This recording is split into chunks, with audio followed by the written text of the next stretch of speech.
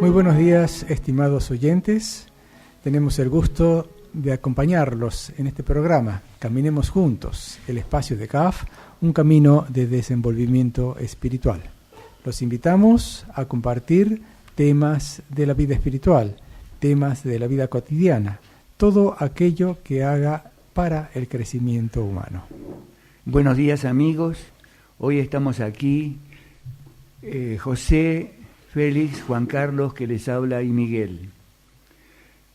Nos mueve en este primer bloque de transmisión, hablar de un tema que es sumamente importante para todos nosotros y para toda la humanidad. Es sobre la compasión. El vocablo compasión viene del latín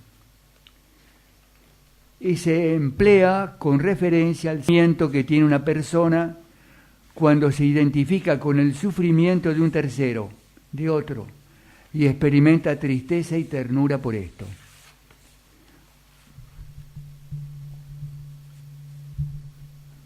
Este tema nos toca a todos muy de cerca y es bastante interesante porque tiene muchas vías.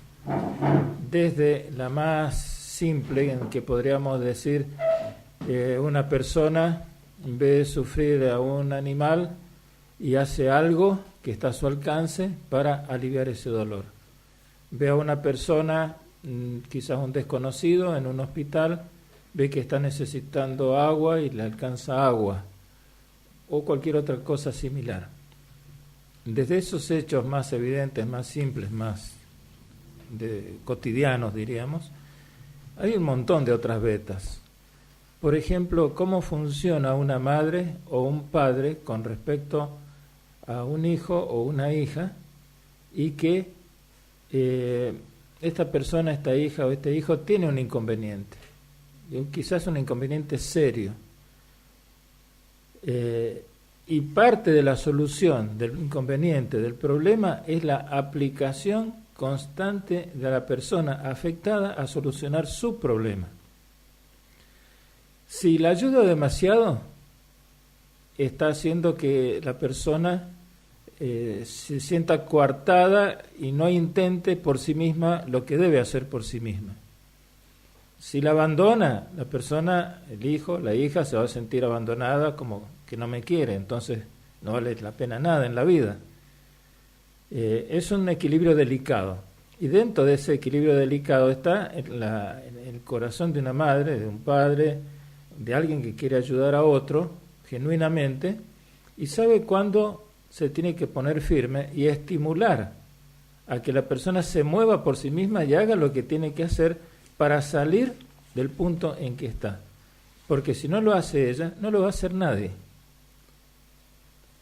En un mundo en el cual la compasión fuera la norma, imaginen ustedes, no existiría la discriminación de ningún tipo, ya que nadie se sentiría amenazado por las diferencias, pero ya que le despertarían a él interés y sería capaz de ponerse en el lugar de los demás, sin importarle las cuestiones culturales o raciales. Quería aclarar también que, un paréntesis nada más, que estamos hablando de la compasión porque fue uno de los temas que nos pidieron extendernos, profundizar un poco algunos oyentes.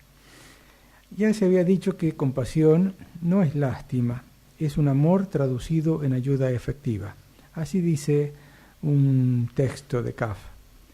No es solamente sentir pena, sentir dolor, sentir el sufrimiento de otra persona, sino que ese sentir se tiene que traducir en actos concretos, en hechos concretos, una ayuda efectiva, una acción, un algo que muestre que se está realmente ayudando a esa persona o a ese objeto, a ese animal.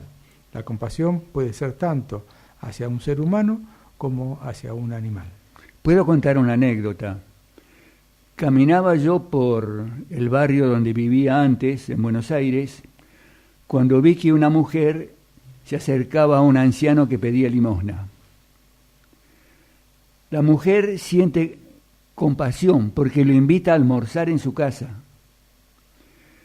Después que el viejito almuerza en la casa que le ha brindado todo, la señora le da dinero para que pueda comprar comida para la cena.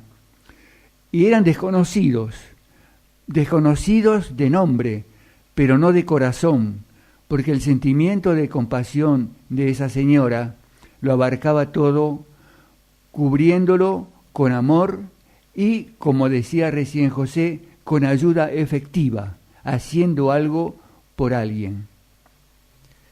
También hay que pensar cuál es la ayuda necesaria que uno va a dar a otra persona. Puede ser así una ayuda material, una ayuda monetaria, o si no, un trabajo, o formar, o instruir, o hacer algo para que la otra persona pueda realmente valerse por sí misma. Sabemos que a veces la dádiva, la propina o la ayuda así monetaria tiene un alcance limitado, porque lo va a gastar, lo va a utilizar en un momento y nada más. Y no puede una persona siempre estar dependiendo materialmente de otra. Tiene que saber valerse por sí misma, tiene que crecer en lo posible, si es capaz de crecer por sí misma. Entonces, esa ayuda, la instrucción, la formación, la entrega para que la otra persona se forme, crezca, se construya a sí misma, es quizás también una ayuda bien efectiva. Hay distintos elementos. Digamos que un joven o una joven ve una necesidad social y está a su alcance poder estudiar. Y entonces estudia precisamente un tema que resulta delicado y tiene que estudiar años, por ejemplo, un médico. Y ahí puede ir haciendo gradualmente, en forma efectiva, esa ayuda que quiere brindar a los seres que sufren. Entonces, ¿cuál es el móvil? Si el móvil es la compasión, precisamente va a ser una obra de bien. Allí donde se instale, allí en aquello en que estudie más, profundice, se especialice, va a hacer algo concreto para asistir a las personas que están necesitando su colaboración, su ayuda, su compañía. Entonces, eso está al alcance, digamos, de una especialización, de un trabajo, de una dedicación para poder colaborar, para poder ayudar, para poder asistir. Pero también tenemos, como se decía recién, muchos ejemplos de la vida cotidiana que están al alcance de todos nosotros. Compadecer es hacerse responsable del dolor de los demás, sentirlo y responder a él de una manera efectiva, brindando los medios apropiados para que cada uno pueda superar sus problemas y satisfacer sus necesidades. O sea, compasión primero necesita que estemos abiertos a que el sentir de los demás, el sufrimiento de los demás, la necesidad de los demás llegue a uno. Y no hay que ir lejos para descubrir el sufrimiento. Basta mirar alrededor, comenzando por las personas que conviven con uno. Hay quizás una reacción natural en los seres humanos que a veces cubrimos o tratamos de armar como una coraza para que el sufrimiento ajeno no nos llegue, para no sentir esa incomodidad, ese dolor o ese compromiso de tener que ayudar a algo, de tener que responder a algo. Esa reacción hay que detectarla y saber que es común, o más o menos común, que armemos esa coraza en nosotros. Hacer que entre la necesidad ajena es ver esa realidad, es descubrirla, estar abierto, dejarla penetrar en nuestro corazón, para que la podamos sentir y responder a ella de una manera efectiva. En una oportunidad, en la ciudad de Buenos Aires, donde nací, yo tenía unos 12 años y mi madre me dijo que fuera a ver a un tío que ella quería mucho, su hermano era, que estaba internado en un hospital en la ciudad de Buenos Aires. Yo viajé hasta un lugar donde después había que tomar otro colectivo, y el colectivo no venía. Había un hombre, mayor que yo por supuesto, que estaba allí y nos pusimos a hablar porque los dos teníamos interés en tomar ese vehículo para ir al mismo lugar, al hospital. Como el tiempo pasaba y el horario de visitas es restringido, yo le dije a este hombre, ¿qué le parece si nos tomamos un taxi? Bueno, está bien, dice. Paramos un taxi y subimos. Nos sentamos los dos en el asiento de atrás y él, mirando por la ventanilla, decía en voz alta, si la montaña no se acerca al hombre, el hombre se acerca a la montaña. Cuando llegamos al destino, yo saqué el dinero para pagar y el hombre me dice, no, chico, pago yo, me has ayudado mucho. Bajamos, me dio un abrazo, él subió a un piso del hospital y yo fui a otro. Y fue una mañana hermosa, porque sin conocernos, un niño se hizo compasivo, se unió por compasión con un hombre, dado que los dos íbamos a prestar asistencia a diferentes enfermos. El trabajo interior nos va facilitando esta apertura interior. Como bien se decía recién, algunas veces tenemos un poco de miedo a esta apertura. No sabemos qué nos va a ocurrir, es como quedar un poco en carne viva. Entonces,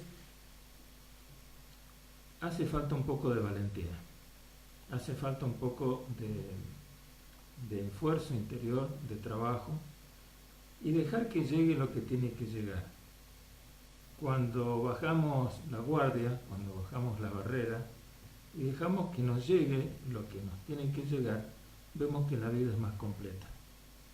En esta apertura hacia, digamos, como se decía recién, el padecimiento de un desconocido, de otra persona, de un ser querido, también nos abrimos a otro aspecto de la vida que es mucho más amplia, porque el amor nos abre el corazón y los ojos a lo bello de la vida, y podemos descubrir que quizás en ese lecho de muerte, donde hay una persona que se está preparando para dejar su cuerpo, para dejar su vida, para dejar a sus seres queridos, con desconocimiento que viene después, esa misma persona, por su actitud, nos abre el corazón y nos dice qué bella que es la vida, qué lindo que es hacer las cosas bien, porque qué lindo que es irse en paz. Es decir, se abre todo un mundo cuando bajamos la barrera, cuando bajamos la guardia, cuando dejamos de temer que nos toque el dolor, porque es parte de la vida. Y junto con esa apertura se amplifica nuestro corazón a una belleza que no se puede describir siempre con palabras. Bien, hemos compartido algunos pensamientos, algunos sentires acerca de la compasión. Hay mucho más, creo que hay un horizonte muy amplio, muy extenso para seguir hablando sobre esto. Por ahora es la primera entrega sobre este tema. Los invitamos a escuchar un poco de música y quisiera adelantar que se trata de música sacra de Wolfgang Amadeus Mozart, y una cantante que va a interpretar dos temas, una cantante joven va a interpretar dos temas, un Excelsis Deus y Aleluya.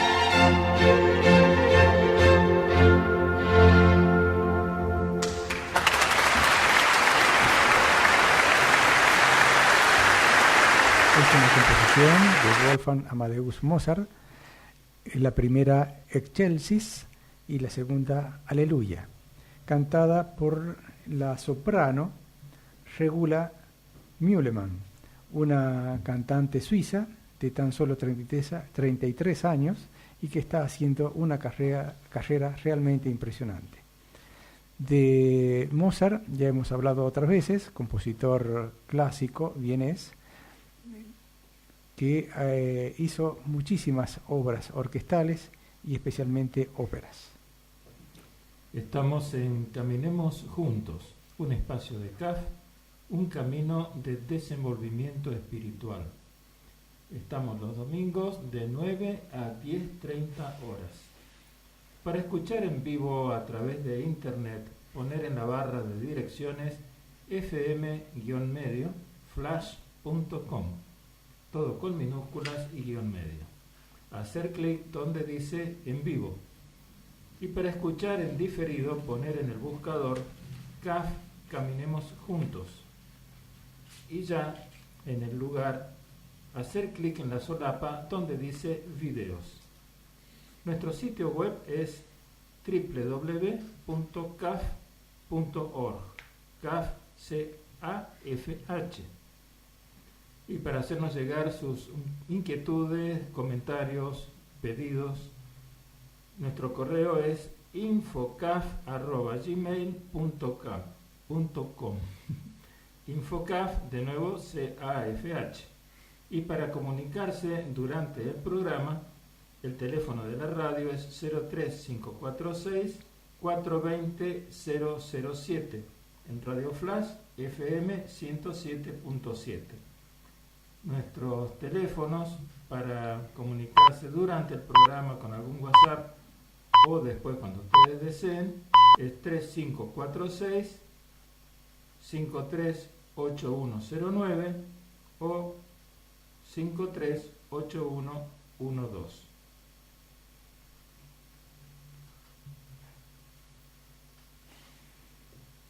Y estamos continuando con el programa Caminemos Juntos, un espacio de CAF, un camino de desenvolvimiento espiritual. Hemos venido a Córdoba, a un instituto, a un geriátrico, a conversar con la doctora Gabriela Pérez, gerontóloga, que nos ha recibido muy amablemente y que, bueno, tenemos muchas preguntas para hacerle. Primero, buenos días, doctora, ¿cómo le va? Buenos días, un gusto estar con ustedes. Teníamos pensado la primera pregunta, ¿por qué eligió la gerontología como actividad de estudio? Bueno, brevemente yo les cuento de que yo estuve muchos años estudiando medicina. No porque no me gustase, sino de que, bueno, tenía 2 niños y trabajaba aparte y además la carrera. Entonces me costó muchos años hacerlo. Cuando llegué a recibirme, no sentí lo que creía que iba a sentir, que había llegado a la meta. En realidad llegué a ese título y sentí un vacío. Dije, ¿qué hago con esto? No era esto lo suyo. Exactamente, ¿qué hago con esto? Sentía de que no tenía nada y que no sabía nada.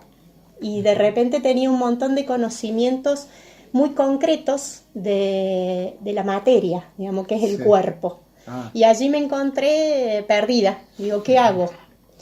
Y bueno, yo fui dirigente scout, fui scout desde los 10 años y en ese momento era dirigente scout, fui dirigente scout durante 30 años y tenía mi maestro scout, que era un adulto mayor de 78 años, y charlando con él, él me dijo, un día vino y me dijo, apenas me había recibido, me dijo, yo quiero que vos seas mi médica de cabecera. Ajá. En ese momento tuve como una sacudida, porque digo, yo cómo voy a ser su médica de cabecera, maestro, yo siempre le decía maestro, con mi poca experiencia, y él me dijo, yo te voy a acompañar. Y en realidad me abrió un camino en el cual empecé a estudiar, que es de la medicina antroposófica, la antroposofía. De Rudolf Steiner. Exactamente, de Rudolf Steiner. Y en la antroposofía vi la luz que no tenía cuando me dieron el título. Ajá. ¿Y qué luz era esa? Era encontrar las patas que me faltaban de la mesa. Yo tenía nada más que la pata de lo concreto, de la materia, de lo físico. Sí. Y me faltaba la pata del alma, me faltaba la pata del espíritu. Como que tenía lo académico y faltaba lo humano. Claro, pero exactamente, digamos, nadie me había enseñado dentro de la facultad de que la materia o el físico se enferma si el alma está triste o el espíritu está enfermo. Sí. Entonces, ese fue el camino que empecé a transcurrir y traje un poquito también del pasado. Yo iba a ser psiquiatra. Ajá. Y trabajando en una granja de recuperación de adictos me di cuenta que no iba a poder trabajar bien la transferencia. Entonces, ¿por qué? Porque yo allí tenía un niño que era alcohólico y tenía 11 años y ese niño tenía la misma edad que mi hijo en ese momento. Y yo llegaba a hacer las guardias y el niño me agarraba del brazo y me decía mamá. Y yo llegué a pensar que me lo podía llevar a mi casa, que lo podía adoptar y me lo podía llevar a mi casa, porque consideraba que era un niño que era alcohólico porque desde los 2 años vivía en la calle y que no tenía oportunidades. Su problema era la falta de oportunidad. Claro, mira. No lo llevé porque obviamente mi marido me sacó corriendo. Él no tenía esta sensación. Sí. Entonces, pero bueno, eso también me hizo ver de que no iba a poder ser una buena profesional como psiquiatra, porque no podía marcar la diferencia entre lo profesional Y un paciente. Y lo humano. y lo humano. Entonces dije, bueno, no, este no es mi camino. No se va a poder llevar todos los pacientes a sus casas. Exactamente, no me iba a poder llevar los pacientes a mi casa.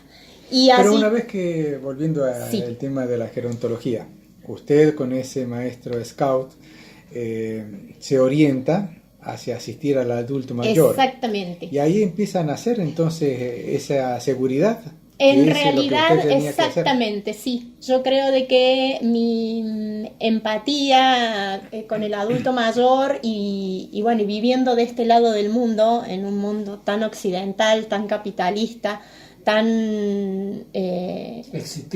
tan exitista y un mundo al cual hay que ser joven, bello, rico.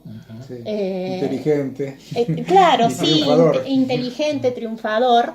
Yo dije, bueno, no, entonces yo creo que mi lugar de este lado del mundo es luchar por el adulto mayor, porque bueno, considero que acá está totalmente desprotegido, digamos, y teniendo una cultura que lo desprotege, tiene políticas que lo desprotegen, salud que lo desprotege, todo lo ataca y lo desprotege.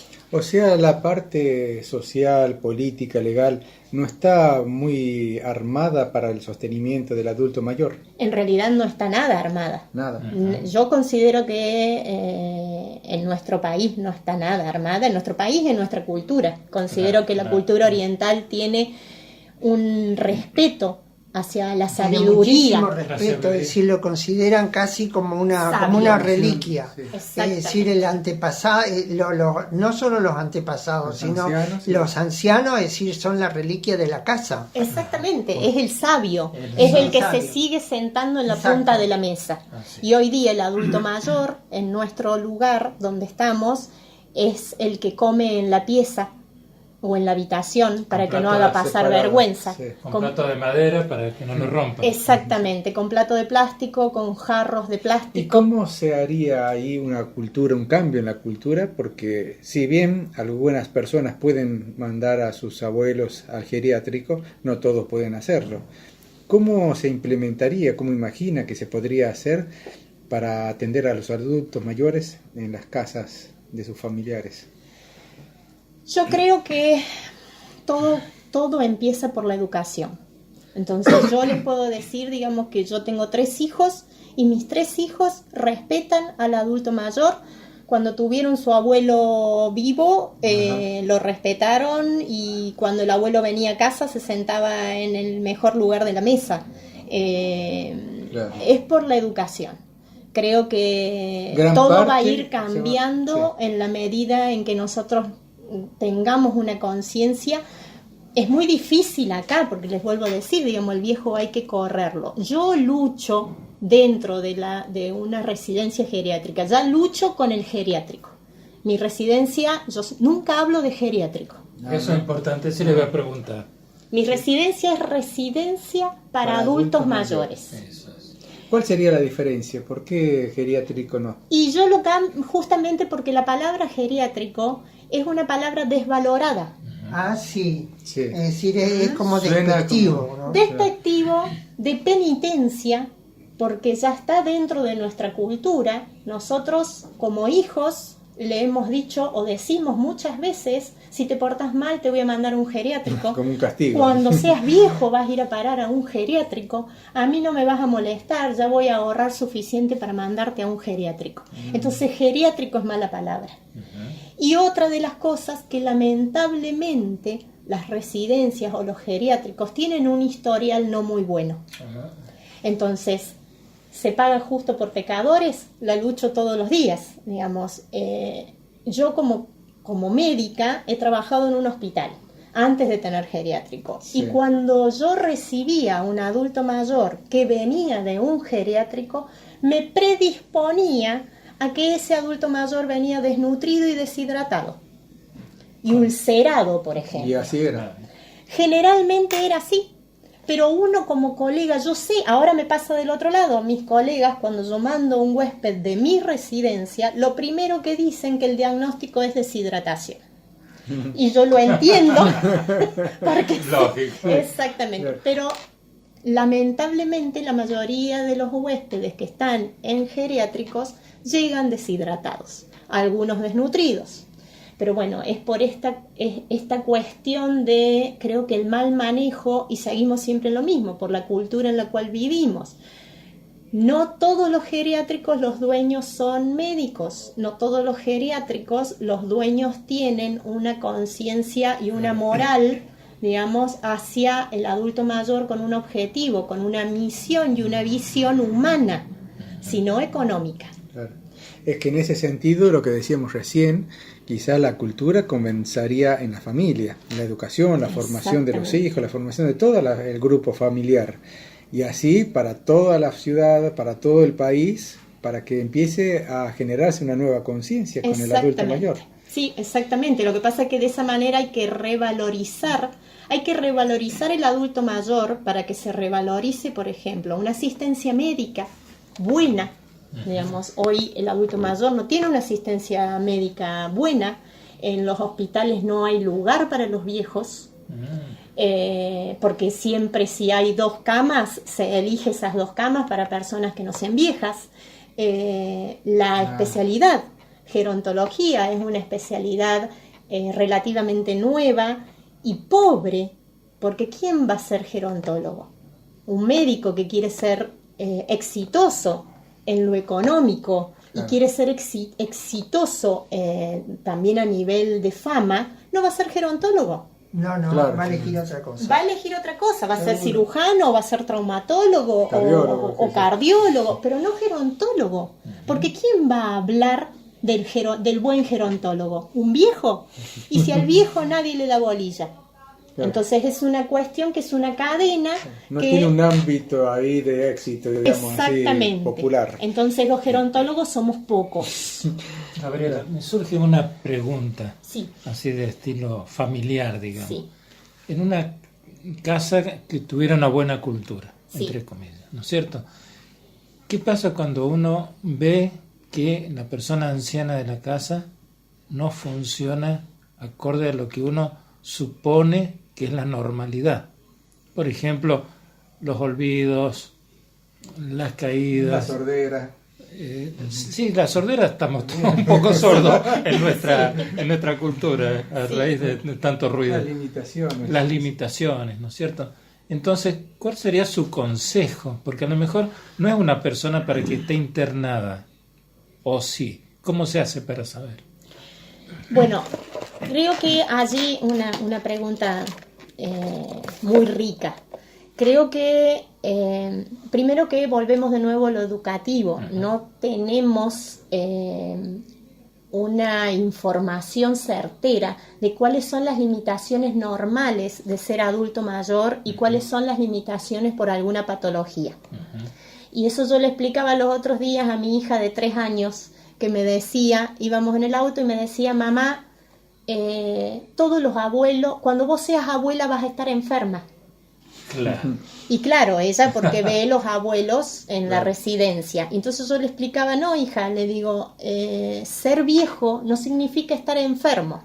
Hay abuelos que están enfermos y abuelos que son abuelos pero están sanos. Entonces ahí le daba la comparación, le digo, tus abuelas son abuelas y están sanas, le digo. Y los abuelos de la residencia están con nosotros porque aparte tienen otra enfermedad. Entonces las limitaciones fisiológicas de un adulto mayor se pueden llevar perfectamente en un hogar, acompañados, no solos, digamos. Muchas veces, digamos, volvemos a lo mismo, digamos, no tenemos armado el sistema para que un adulto mayor pueda vivir solo, porque podría vivir solo Si tuviese, digamos, justamente un plan, una planificación, hasta una planificación urbanística, digamos, que los hogares o los lugares donde no tenemos una ciudad preparada para un adulto mayor, las veredas están todas rotas, Los semáforos para que cruce el peatón casi ninguno funciona, hay muchas cosas, entonces hay muchas escaleras, los bancos para que vayan a cobrar, pocos bancos tienen rampas, tienen que hacer colas en vez de ser atendidos inmediatamente. Entonces es abismal las cosas que tendríamos que cambiar, pero yo creo que el adulto mayor que no tiene una enfermedad invalidante puede vivir en su hogar, acompañado o asistido por sus familiares en forma normal. Sí. Quizás una parte de la conciencia comience en uno mismo, porque todos vamos a llegar quizás a adultos mayores y tengamos o no tengamos ciertas limitaciones. Quizás por un lado esa conciencia de que uno mismo puede llegar a ser adulto mayor y por otro lado cuidarse uno mismo, porque dentro de nuestro cuidado podemos evitar ser una carga para que alguno en el futuro no nos tenga que atender tan dedicadamente. Exactamente, pero justamente si no le tuviésemos miedo a la vejez, si no le tuviésemos miedo a la muerte, claro, lo podríamos transitar y podríamos pensar en un futuro como viejos de una mejor manera. Con una pero, dignidad. Exactamente, pero como tenemos miedo y todo va alrededor de que tenemos que ocultar las arrugas, entonces cada vez nos hacemos más cirugías estéticas y no nos olvidamos que también nos arrugamos por dentro y eso no lo podemos solucionar. Sí, o mentalmente. O mentalmente, pero si tuviésemos esta empatía de decir, yo siempre les digo a mis viejos, que yo digo viejo con mucho cariño, que se quejan por una cosa, que les duele una cosa, les duele otra, y yo siempre les digo, ojalá yo llegue a la edad que tú tienes, porque no sabemos si vamos a llegar. Entonces yo digo, ojalá llegue a vieja para poder disfrutar un montón de cosas que tiene la vida hermosas y poder seguir dando en la vida cosas desde mi lugar. Pero si tuviésemos esa conciencia y quisiéramos ser viejos, no ocultaríamos la edad que tenemos, porque generalmente ocultamos la edad, y después nos programaríamos. Yo hoy tengo 47 años y estoy reformando mi casa, mi esposo es arquitecto, y yo le digo a él, no pongas escalones, ni medio escalón, y me mira, me dice, porque acá hacemos un movimiento entre el living, no lo pongas, le digo, porque el día que seamos viejos, ese escalón lo vamos a sufrir. Va a ser un problema. Lo vamos a Y sufrir. la casa nuestra es así. La casa nuestra es un montón de escaleras que suben y bajan. Y son un problema, y la casa puede ser hermosa sin escaleras, o sin escalones, o pensar en un baño que tenga una baranda, Claro. o saca la bañera, porque de repente, ¿cuánto utilizas la bañera? O algún lugar donde uno se pueda duchar sin que se tenga que meter a la bañera. Es como programar la vejez, el futuro. Es la prepararse condición para el que futuro. Prepararse para el En futuro. ese sentido hay un temita que se ha tocado de soslayo, y es que, no sé si en la gerontología, o usted como médica especialista, prepara al adulto mayor a la muerte. Tiene que haber alguna preparación porque también es algo inevitable. Como es inevitable nuestra vejez, es también inevitable la muerte. No tenemos que hacer una preparación, una predisposición para asumirla. Sí, lo que pasa es que si nos hubiesen enseñado desde que somos chiquitos, de que nacemos, crecemos, vivimos, todo parte de la vida, digamos, nos desarrollamos, nos hacemos viejos y después morimos, Sí. y que todo eso desde nacer o desde antes, desde que nos conciben hasta el final, digamos, que no sé si es el final, pero Sí. por lo menos el que conocemos, Claro. es parte de esta vida, y que la muerte es parte de la vida, Es natural. y que es natural, pero que la muerte es parte de la vida, y sería mucho más fácil de entender. Yo en las residencias, sobre todo les digo a las chicas, a las empleadas, sobre todo cuando se muere algún adulto mayor, y yo siempre les digo de que yo estoy muy tranquila porque yo intenté en este camino, porque generalmente todos los que vienen a vivir con nosotros vienen a el camino hacia la muerte, pero que es parte de la vida. Claro, así es. yo siempre les digo, nosotros tenemos que darle y acompañarlo y facilitarle este camino tan difícil, porque generalmente es difícil porque no estamos preparados, porque el ideal sería lo que hablábamos recién, pero no estamos preparados para la muerte. Entonces, acompañarlos al camino hacia la muerte de la manera más natural posible. La calidad de la vida sí la podemos manejar. La cantidad de vida no la podemos manejar, pero sí la calidad. Entonces, acompañar a alguien a mejorarle un día, que ese día sea más cálido en todo sentido, y no sabemos cuántos días más tenemos, pero yo creo que de esa manera podemos llegar a este proceso y que la muerte sea lo más digna posible. En mi residencia yo no acepto sujetar a las personas bajo ningún punto de vista. Entonces, cuando viene un familiar y me dice, yo no quiero que mi papá se caiga, no quiero que mi papá se quiebre, entonces si lo tiene que atar a la noche, átelo, con tal que no se quiebre. Y entonces yo, con todo respeto, le digo, este no es el lugar donde usted tiene que traer a su padre, porque yo no lo voy a atar. Voy a intentar que no se caiga, pero no le voy a asegurar que no se va a caer atándolo, porque considero que ningún ser humano tiene que ser atado. Y si justamente es el final ese día y en ese momento, me parece algo como muy cruel. Como es inhumano. Inhumano, exactamente. Acá se me junta con otra cuestión también que creo que es muy humana, está relacionada con la soledad. A mí me parece que la persona que va entrando en años, más allá de que esté físicamente con otras personas, me parece que la soledad ocupa un lugar importante. Y cuando llega el último momento, por más que uno esté rodeado de gente, el último paso lo da solo. Sí. Entonces me gustaría saber su opinión, cómo lo veo, cómo lo ha vivenciado, no sé. Yo creo que, el adulto mayor o la persona adulta de por sí tiende a encerrarse, pero es una cuestión también no solo fisiológica, sino la personalidad. Nosotros crecemos y nos vamos endureciendo. El niño es blandito y el viejo es muy duro, y cada vez somos más duros. Entonces yo siempre digo que la personalidad está cristalizada en el viejo, está como una roca.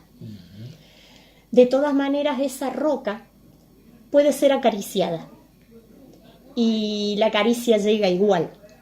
Entonces yo considero que hasta una persona demenciada que ha perdido su conciencia, digamos, porque el subconsciente empezó a mandar. Siente lo mismo. Exactamente, siente una caricia, el cariño, el afecto, lo siente igual. Y a mí me ha pasado muchas veces personas que son muy duras, extremadamente duras, y llega el momento del final y no se van. Y yo empiezo a investigar por qué no se van. Y es porque están esperando. Y están esperando siempre a alguien.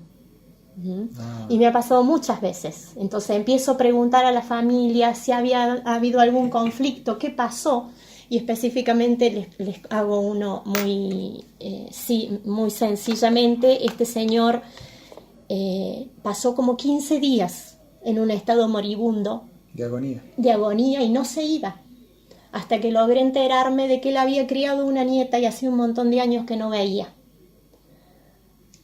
Ubiqué a esa nieta, la nieta se acercó a su lecho y es como que completó. Exactamente, lo tocó, porque ya no veía, no hablaba nada, lo tocó y le dijo, acá estoy, abuelo, te perdono.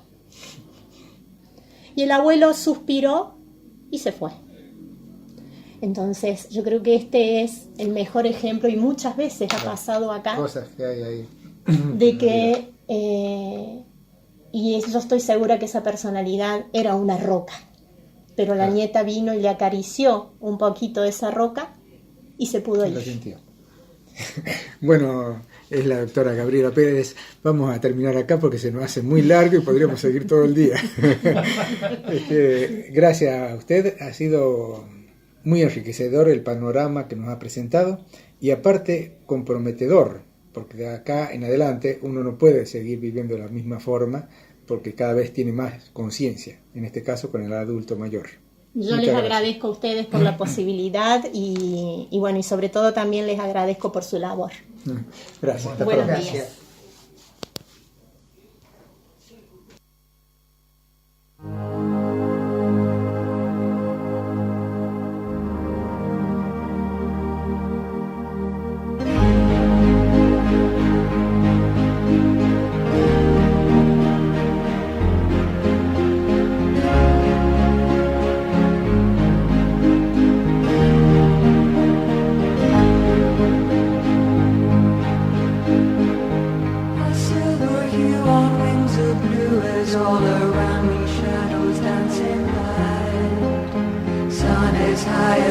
my wings are still enough, and all I want to do is stay.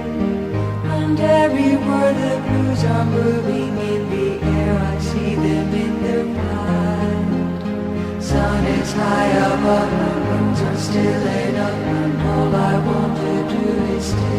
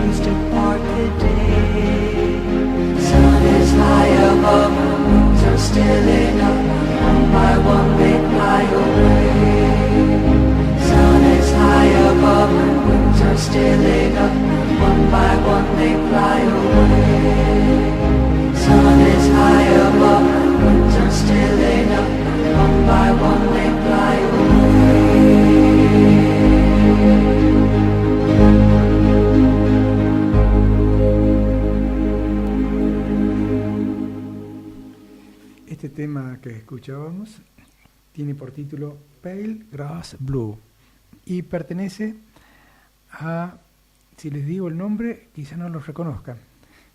El nombre de esta cantante y compositora es Ethne Browning, pero es más conocida como Enya. Enya, cantante, compositora y productora irlandesa, nacida en 1961 y que está activa aún hasta el presente. Se ha dedicado al género de la música New Age, la música celta y pop contemporánea. Como verán, su música tiene reminiscencias de la música celta y de las características del folclore irlandés. Por eso suena tan suave, tan tranquilo, tan motivador. Quizás también despierta en nosotros ese sentimiento compasivo que hay en el alma humana. Y estamos en Caminemos Juntos, un espacio de CAF, un camino de desenvolvimiento espiritual. Los domingos de 9 a 10:30 horas. Para escuchar en vivo a través de internet, poner en la barra de direcciones fm-flash.com y hacer clic donde dice en vivo. Para escuchar en diferido, poner en el buscador CAF, Caminemos Juntos, y una vez en la página de YouTube, luego hacer clic en la solapa donde dice videos. Nuestro sitio web www.caf.org. Nuestro correo electrónico para hacer llegar sus inquietudes, sus colaboraciones, sus preguntas, infocaf radio@gmail.com. El teléfono de la radio para comunicarse durante el programa, la radio Flash FM 107.7, es 03 546 420 007. Y nuestros teléfonos celulares, si quieren enviar algún WhatsApp durante el programa o después cuando ustedes deseen, es 3546 538 112 o 538 109.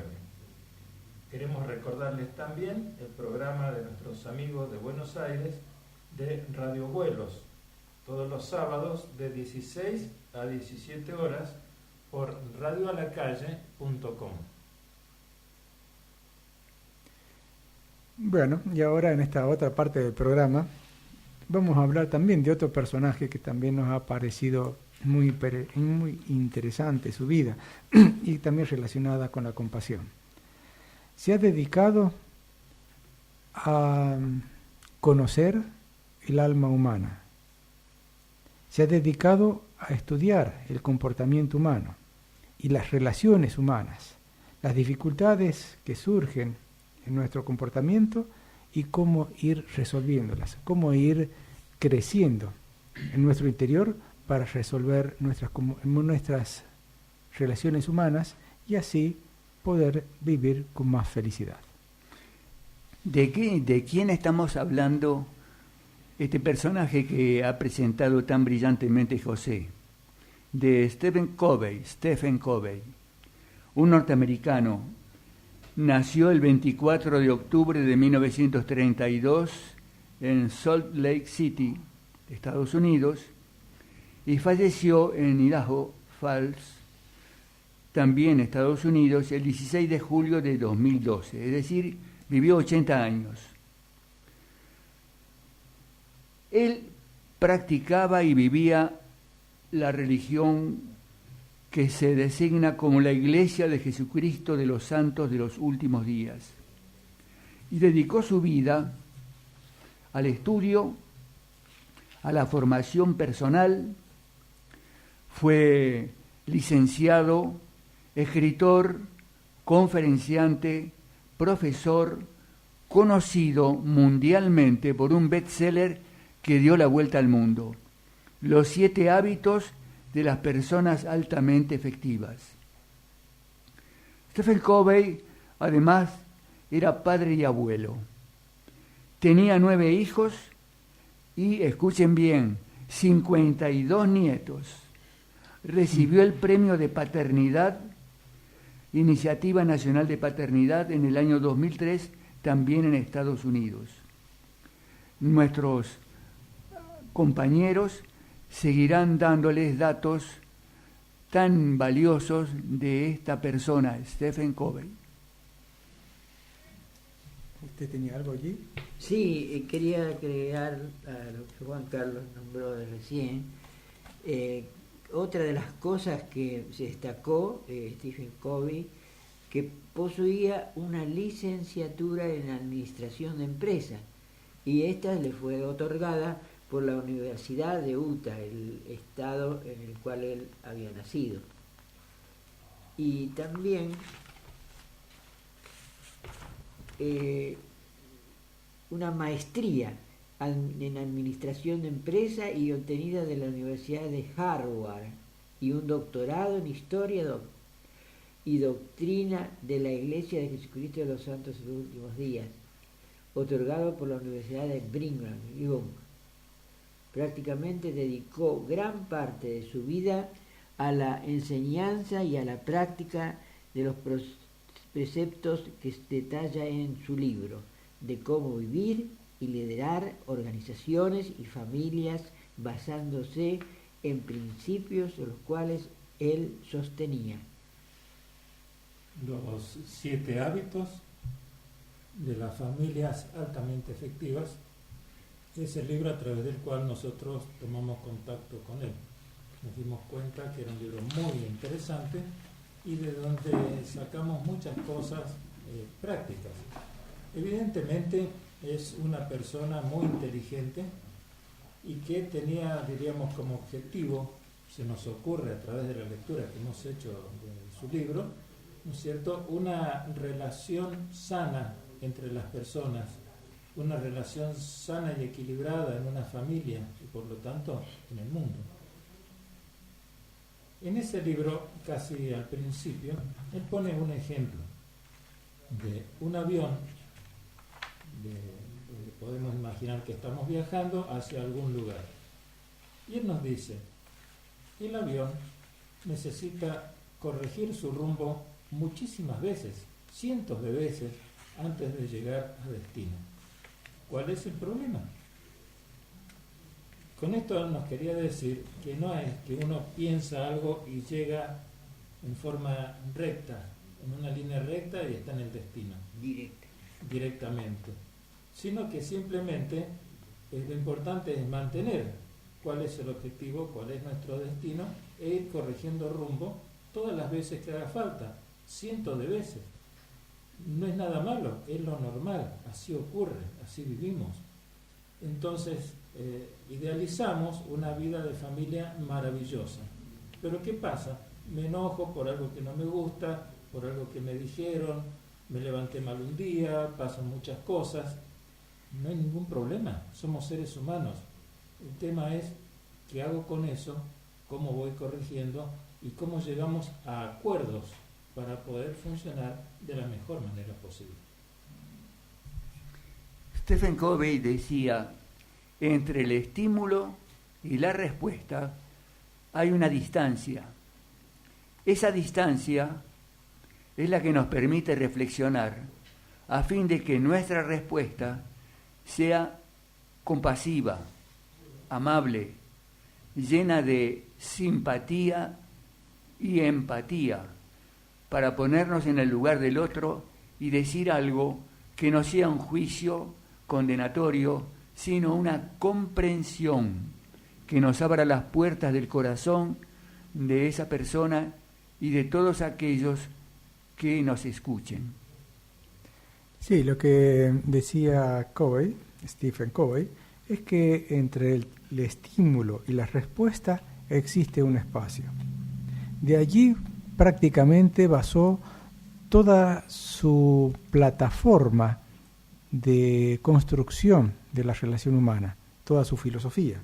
Él cuenta, por ejemplo, que al principio, hace bastantes años, cuando estaba empezando a pensar sobre la relación familiar, llegó un libro a sus manos que al hojearlo cayeron sus ojos en un simple párrafo tan extraordinario, tan memorable, tan asombroso, que influenció profundamente el resto de su vida. Lo transcribe al párrafo y dice así: entre el estímulo y la respuesta existe un espacio. En ese espacio radica el poder de elegir nuestra respuesta. En nuestra respuesta radica nuestro crecimiento y nuestra libertad. Cuando ese espacio que hay entre el estímulo y la respuesta no existe, o es espontáneo, es automático, es tan rápido que no podemos elegir la respuesta, entonces estamos como condicionados por ese cerebro automático que da a veces una respuesta que no es la más conveniente.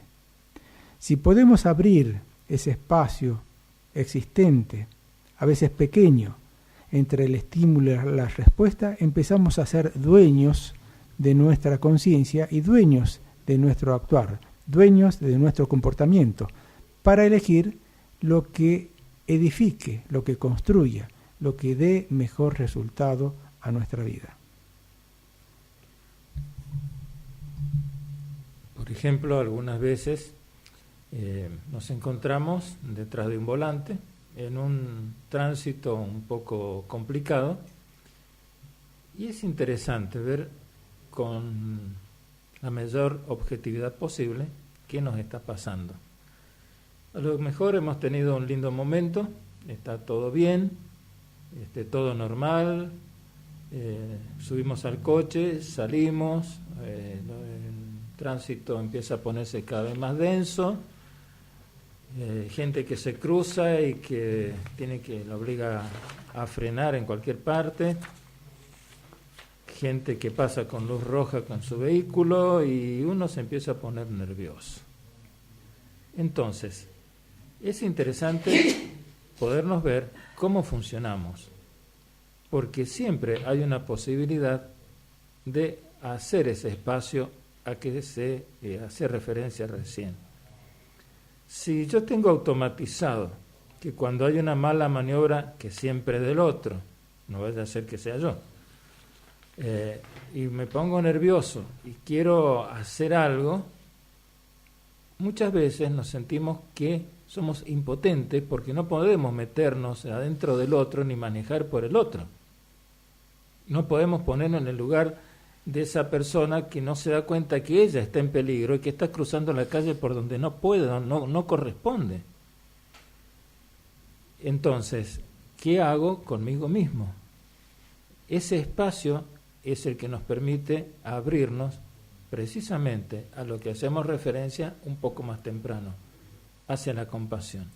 Esa persona no se da cuenta, no lo ve, y yo no ayudo nada si me enojo o encima le digo algo de mal modo.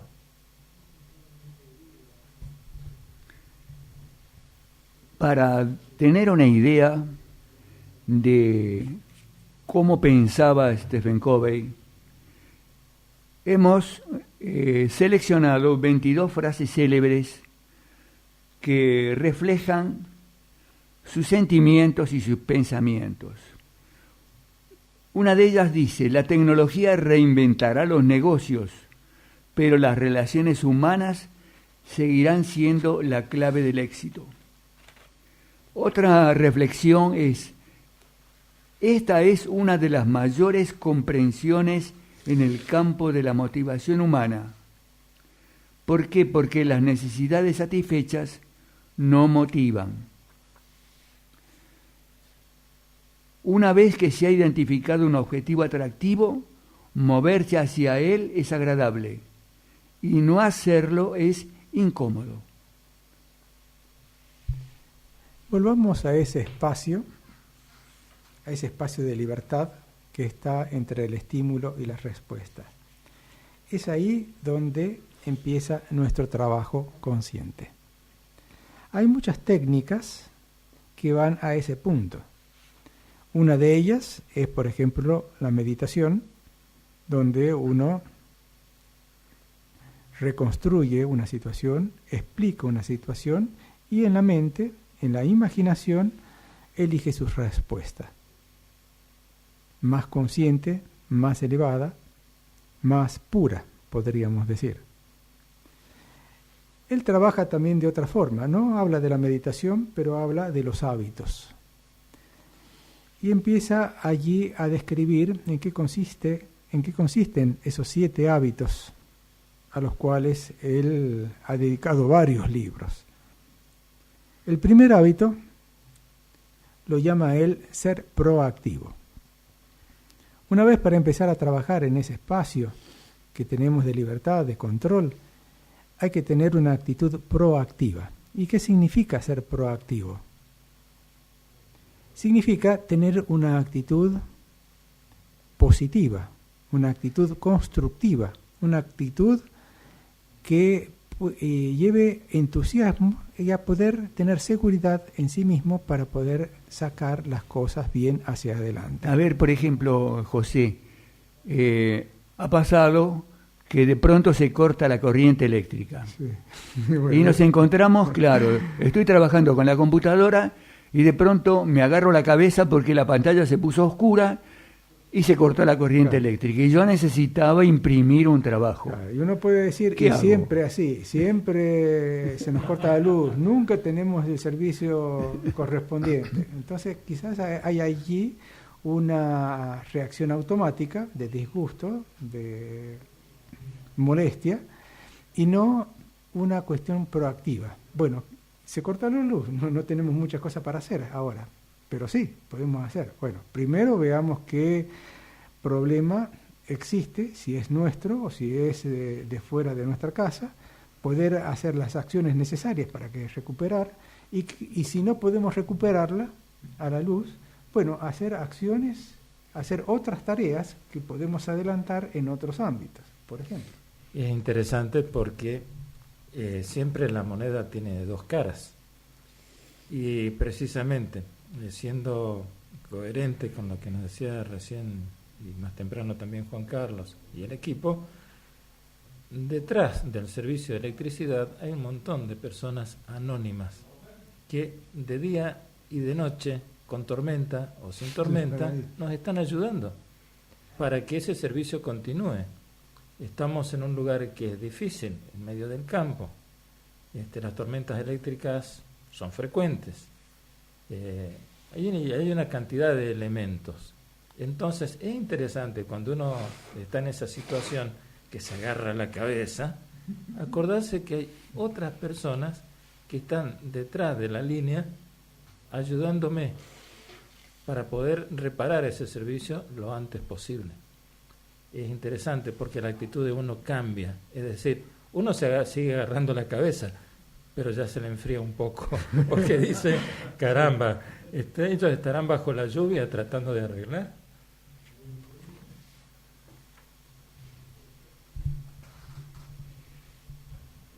Vamos a seguir un poquito con la frase célebre de Stephen Covey. Él dice, la manera con que vemos un problema, ese es el problema. Es interesante, ¿no?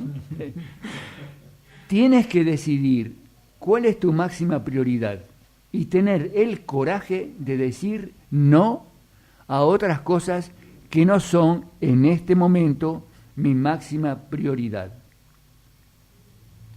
Si dos personas tienen la misma opinión, una de ellas es innecesaria.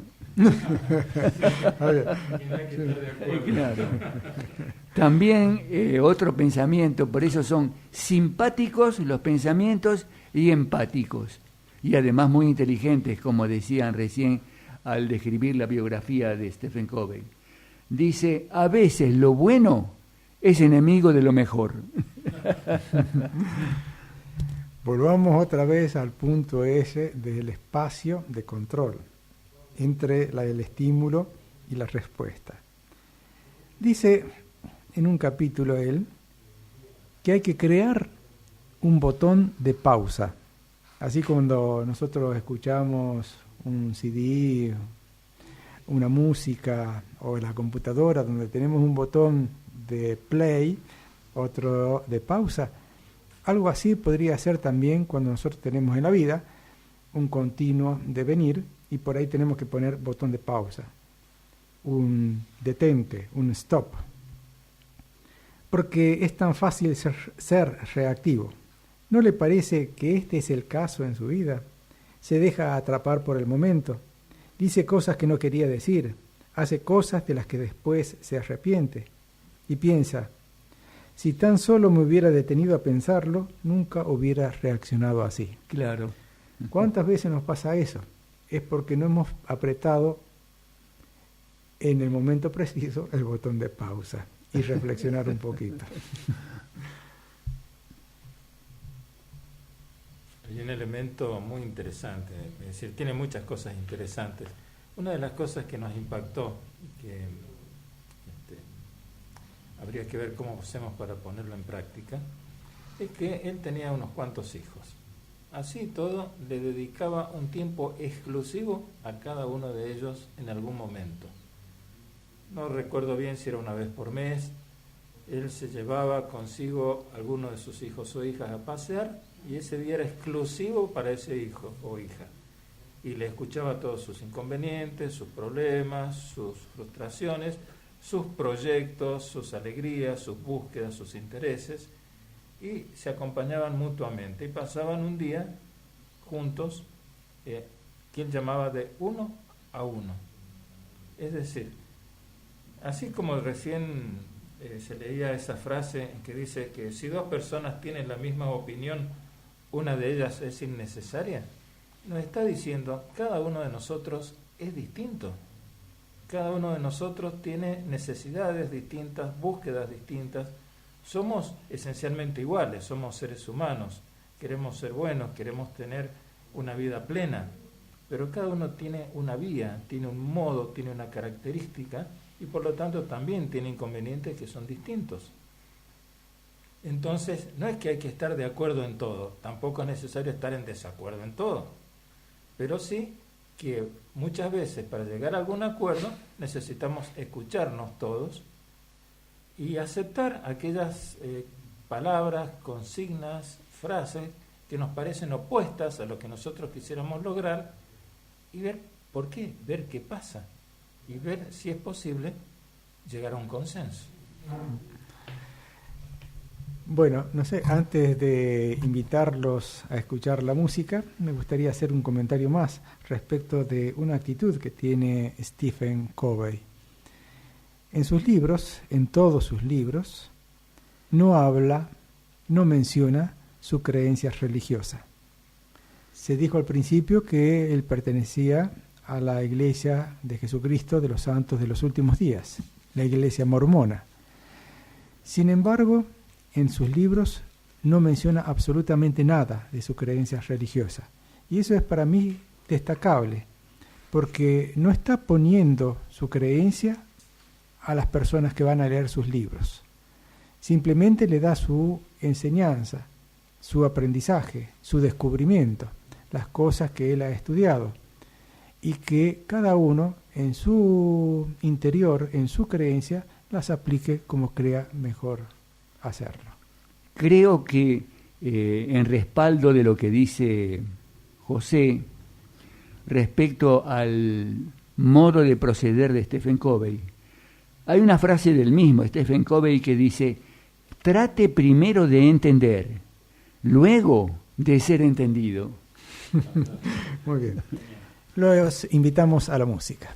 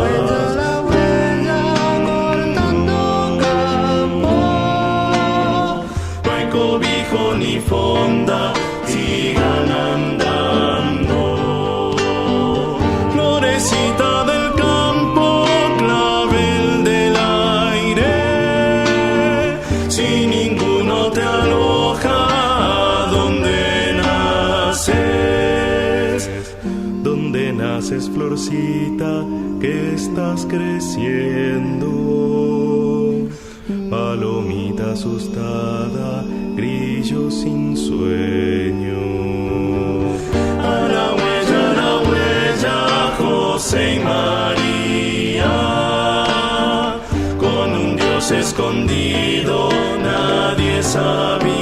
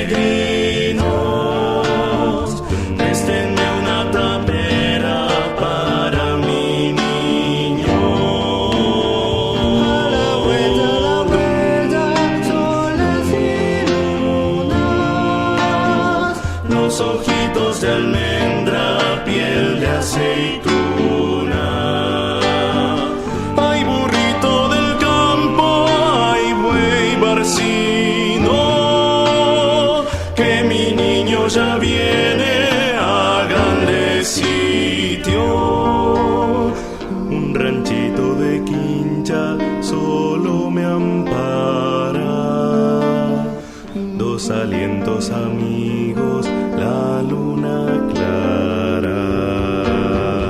A la huella, José y María, con un Dios escondido, nadie sabía.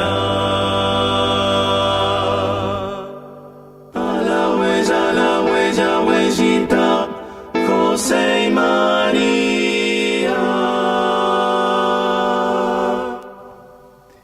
Esta canción ya la hemos pasado varias veces, cada vez en una versión distinta.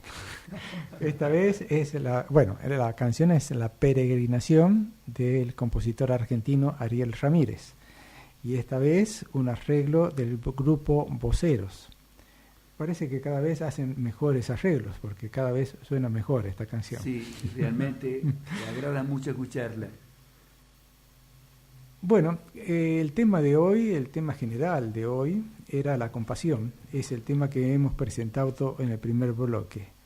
Me gustaría que reflexionáramos acerca de este sentir, esta acción, en lo que se vio en el segundo bloque, en la entrevista a la doctora gerontóloga. Hay una sensibilidad que tienen las personas, que tienen que descubrirla, que tienen que crearla, para ver la necesidad de las personas mayores, de los adultos mayores. Esa es una parte que refleja también la compasión. Esa es un área de la compasión. ¿Cómo es que ella también percibió, detectó y quiso realmente ayudar con su profesión y con su actitud, con su forma de vivir, a las personas mayores? Tiene unos institutos, unos geriátricos o hogares para el adulto mayor, donde quiere hacer la obra exterior de ayuda a esa edad que tienen las personas y que a veces no pueden valerse por sí mismas. Otra parte la podemos hacer nosotros en nuestras casas. Siempre tenemos una persona mayor, alguien que necesita nuestra ayuda y que tenemos que detectar cuál es la necesidad y cuál es la forma en que nosotros mejor podemos actuar para satisfacer las necesidades que se tengan. Me pareció también muy interesante. Para mí es como el despertar de una vocación que va buscando una forma para concretarse, porque en esta entrevista a la doctora Gabriela Pérez, uno ve como por un lado ella en un principio su afectividad la empuja, la lleva a querer llevarse a ese niño a su casa. Es interesante. Y cómo aprende a dirigir esa energía de otra manera para poder ser útil para muchas personas y no solamente para una. Cómo se orienta al comienzo hacia la psiquiatría y sin embargo su vivencia, su búsqueda la va llevando hacia otro lado, hacia otra parte, donde hacer efectiva y humana, hacia donde se siente más plena. Entonces yo creo que todos tenemos de algún modo eso adentro. El tema es, como se decía recién, orientarlo, darle forma, porque todos tenemos la posibilidad en distintas áreas, en distintos momentos, a hacer algo por alguien, sea o no un adulto mayor, y a veces basta con una sonrisa, con una mirada amable, con un saludo. Y uno le está diciendo, estás ahí, existes y tienes importancia para mí. Yo recuerdo que mi abuelo, en una oportunidad, recibe un trato un poco desagradable de un joven en un vehículo público, y mi abuelo le dice, pena la vida el que no llega a viejo. Y el joven se quedó pasmado. Y mi abuelo era una persona muy inteligente, hablaba el francés y hablaba el italiano con toda fluidez, porque en su juventud él era hijo de un inmigrante italiano, y aparte después trabajó en una empresa donde el francés era obligatorio. Recuerdo que el dueño de la empresa, cuando no pronunciaba bien, le decía, ce ne va pas, esto va mal. Hasta que al final aprendió. Y él siempre estuvo activo. Si queremos llegar a adultos mayores activos, con la mente lúcida, de jóvenes, en la edad media, hombres adultos, estudiemos, leamos, aprendemos, cultivémonos siempre, sin interrupción, apliquemos la memoria, seamos capaces de dar discursos o conferencias a pequeños grupos, pero no claudiquemos. Seamos nosotros mismos vivos, lúcidos, hasta el último día. En el libro Señor Dios, soy Ana, de Flynn, llega un punto en que la nena, la niña de unos 10 años, le preguntan, le interrogan acerca de varias cosas, y una de ellas, de lo más importante que se le ocurrió en ese momento, dice, claro, dice, es la manera en que uno ve las cosas, son diferentes puntos de vista de la misma cosa. O sea, que a veces por no entender una respuesta, caemos en el rechazo hacia eso. En cambio, si tenemos una actitud de entender a los demás, esa actitud empática, nosotros vamos a encontrar, como decía Ana, diferentes maneras en las cuales nosotros vamos a ver la misma cosa. Y hemos llegado al final de este programa del día de hoy.